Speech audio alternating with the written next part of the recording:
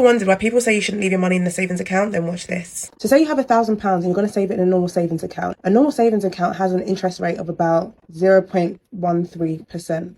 That would mean at the end of the year, you would have made a grand total of £1.30. So you would be left with £1,001.30.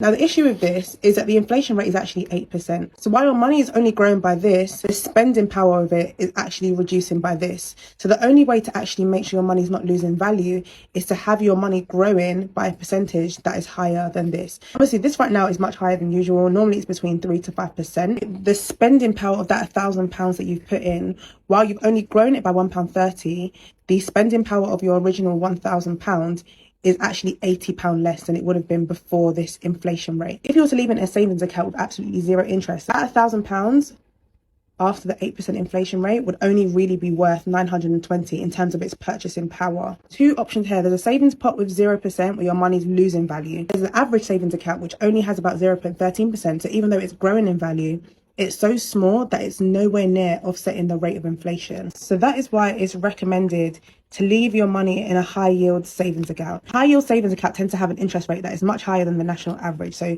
let's say about 5%. That would mean that £1,000 would be growing by £50. Although it's still not enough to offset this inflation, it's much better than this. When the inflation rate does come back down, which it probably will at some point, because this is really unsustainable, this would probably be enough to mean that your money is not losing value. And there are obviously other ways to grow your money. The lesson of all of this is to find places to put your money where the interest rate is higher than the inflation rate. That will mean your money is growing faster than the rate at which it's losing spending power. So therefore your money is not losing value. So here's an example of somewhere I invest my money that has fairly low risk, but as you can see, a much more favorable interest rate.